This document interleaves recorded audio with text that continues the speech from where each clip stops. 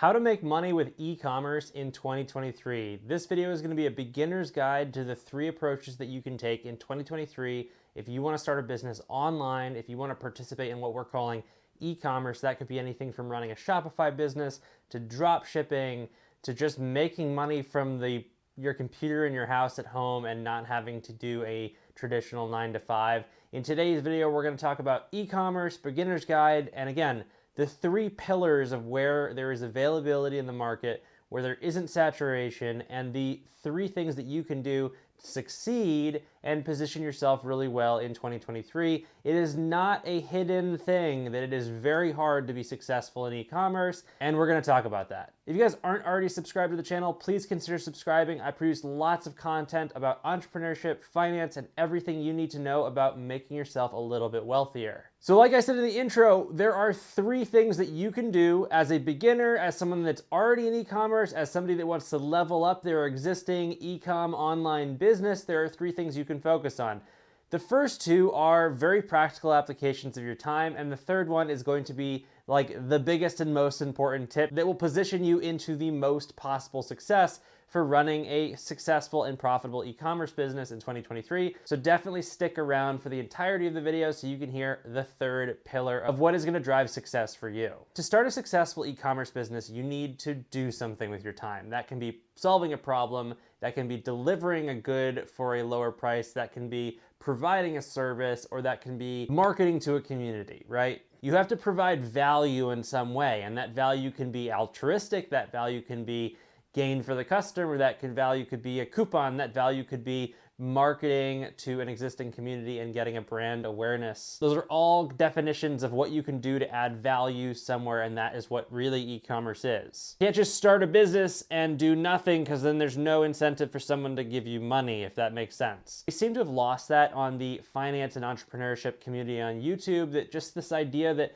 anyone can do anything without any reason and without any drive and, forethought, like that's just not how the world works. But before I lose you in intangibles, let's talk about the first way that you can start an e-commerce business and position yourself to be successful in 2023. So number 1, you need to solve a problem. This can be anything from inventing a solution to an existing problem, providing access to a solution, but you need to solve a problem either in your community, in a niche, in a hobby, in the world, with your friends. You need to provide an answer for an open-ended question that doesn't have an answer. You might ask yourself, how do you start a business around that? Well, it really depends. It's an open-ended answer. Maybe you don't have a car wash in your town. Start a car wash, but that's not an e-commerce business. You might find someone needs a better holder or some type of stand for their Zoom microphones when they're recording a YouTube video, and that isn't something that's cheaply or easily made, or it's just not accessible, or I don't know that it exists, other than mounting it to an existing camera body or something like that. I'm just leaving it on my desk. But the reality is that's potentially a problem that you could then invent and provide a solution to. It's an open-ended statement, and I know that it requires you to be a little bit entrepreneurial in what you're doing, but there's a reality behind being an entrepreneur and starting an e-commerce business. You've got to be creative. You can't just put your time in. Unfortunately, we don't live in a world where putting your time in is enough to find self-driven success. Now, you can put your time in at a company that already has an existing product and sell your time for an hourly rate like most of us in America do, but the reality is starting your own business and doing all those things isn't just about trading time for money. You have to actually provide value to a community. So first off, solve a problem. I promise you, that sounds so intangible right now, but if you go out and you find a problem that you can solve, the rest will come cascading down like a waterfall, and how you're gonna make money doing it. Number 2, this is a more accessible and easier thing to do than solving a problem if you don't wanna put up the upfront time that is involved in doing this. Now, this is not a get-rich-quick or low-time investment thing, but what you can do is you can take something that's existing, something that's being sold, something that's being provided as a service, and do it cheaper. Now, you might say to yourself, why doesn't just everyone do this? They do, and big companies with big dollar markets do it better than you can do it. Where you can find personal success is finding a market or a solution, a service, or a product that has a small enough community purchasing or using it that a big business like Amazon, Walmart, or whatever your service is going to be isn't competing with you, where they have very low margins, they have low cost labor, and they can do it at a large scale, you need to go insert yourself and figure out, how do I save people money? Now, not everything can be cost cut, because we find ourselves in a world of very efficient pricing. You have to be, because we're in a competitive capitalistic market. But with that said, there's plenty of places where you can provide something for cheaper. Actually, all of my businesses, for the most part, started by providing a service or a product cheaper than an existing one, and that was my market entry. Now, once I've then funded that business, I've started inventing products where you start to see the highest growth organically and the highest margins. But with that said, the majority of my business is actually, and most of the volume of the money that I make outside of trading my time for money at a job, is just giving access to certain physical goods and services for less money than it otherwise cost a customer. Now, I don't make as much money over there, but then I play the game of, how do I actually drive that savings and how do I make it time efficient for me? This one is a big tip, because there's lots of inefficiencies in the market, and there can be real money made here. I mean, we're talking real money. Start analyzing your everyday and try to figure out, what are people paying and can you get it cheaper? It could be as simple as spending your entire day as you go through the world, life, work, writing down every product or every service you see someone use, and then go on Alibaba, figure out if you can get the product cheaper, or look at the service and see if you can do the same service cheaper, and then start building business plans and see what makes sense. I promise you, in a day or two of doing that, you'll start to find inefficiencies that you can capitalize on, and then you start making the decision on whether that's the hobby, the product that you want to pursue and solve a problem for, and whether you have the passion to do it, and whether you have the tools and the time to deploy the solution. And I promise, if you continue to do that, you'll find something that works for you, and you'll be able to go out and attack that in the market. Now, here's the golden number 3, the thing that everyone should be doing if they want to start an e-commerce business. Again, regardless of what that e-commerce business is, this is something that will take time. It will take the full year of 2023, but honestly, this is the top thing you can do if you want to be successful in e-commerce. If you want to go out and do something in the e-commerce space on your own for yourself and be there, this will get you the closest guarantee of being able to do that. And it unfortunately takes the longest time to do, but that's because it is something that is worth inherent value, and that's actually growing a social media community. Now, I know everybody talks about creating a YouTube channel, Facebook groups, Instagram following, TikTok account, blowing it up, making money with AdSense. That's not what I'm recommending you do. Now, that's all great, and you can make money doing that, but there are actually ways to make good, decent livings from smaller accounts and communities. A great example is I run another YouTube channel that makes X amount of dollars on AdSense, and I'm not going to tell you exactly how much it makes right now, because we're going to make a full separate video breaking that down. But the business that I have that supports that channel, that funnels products to that community, makes about 14 times what the channel actually makes me. So if you guys do any extrapolation and see how much other YouTubers are making on YouTube, think about that relationship. And it's not anecdotal. I haven't done this once. I've done this many times, not just with my businesses, but with other businesses that I've been consulting with over the past couple of years. So how do you start that as like a beginner's guide, step by step? Get on TikTok, get on Instagram, get on Facebook, pick a few niches that you're passionate about, that you feel that you can generate content on.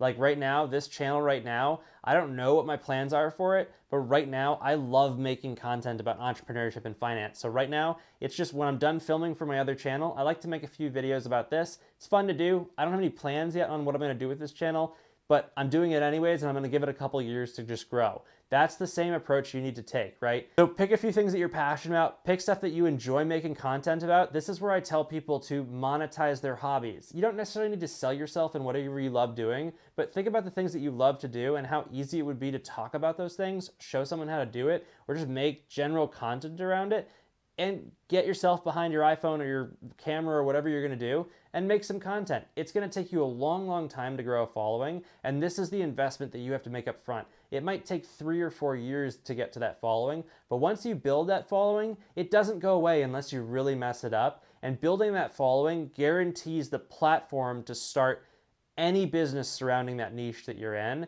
and it gives you a tried and true fail-safe in that you could start an unsuccessful business, and if it doesn't work, it doesn't reach your community the way you want it to, close the business, restart another one, and you're constantly gonna have that organic community supporting whatever you're trying to do. So if you wanna be successful, the top tip that I have is get yourself behind a camera and grow a community. You can even do it not with your own personal brand, but that would be the most successful way to do it. And that's going to give you that's going to pivot you and put you in the best step on the ladder of starting an e-commerce business. It also doesn't put the pressure on you right away, and it's something you can do while you're identifying the first two steps and starting a business. Content is free to make for the most part. It's easy to do. It's a low time investment. Mentally, it's a low time investment. And you can do all these other things while you're making that content. But I can promise you, making that content constantly will get you somewhere. A great example, if you just want to understand how that hustle even works. Like 4 years ago, I started a housing group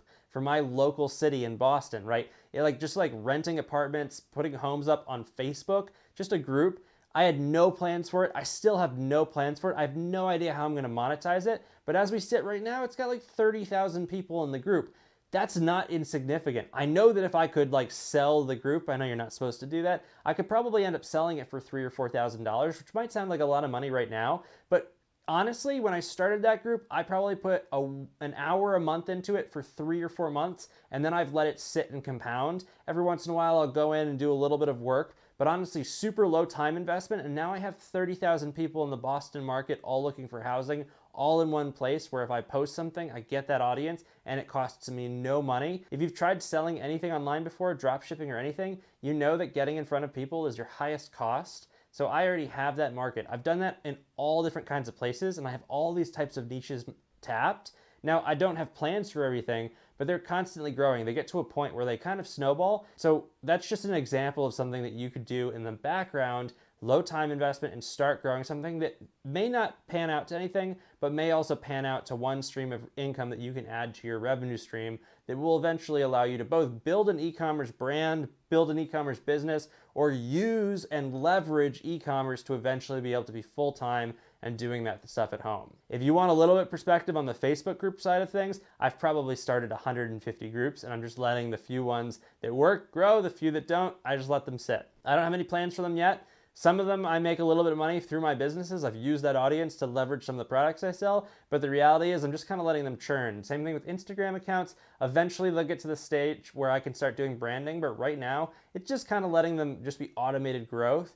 And the goal is in 5 or 10 years that they've kind of compounded the interest of growing with followers, that eventually they'll be large enough that I can actually put some time in, or I have the option to put some time in, and I'm not starting with 0 followers. Maybe I'm starting with 30 or 40,000. Now, it doesn't work like that necessarily with YouTube. As you can see on this channel, I've made a fair amount of content and put a fair amount of time into this. This is a passion, but YouTube is the most targeted, and you'll actually get paid eventually for that time. I'm nowhere near that now. I would appreciate a subscription if you could subscribe. It's free to do. Like the video too. I mean, all good things. But it's all about the hustle and pivoting and providing yourself the best chance in the future. Hopefully I'll see you guys in the next video, and hopefully you're a little wealthier then than you are now. So you've gained some knowledge and wealth, and I'll see you in the next video. Let's go ahead.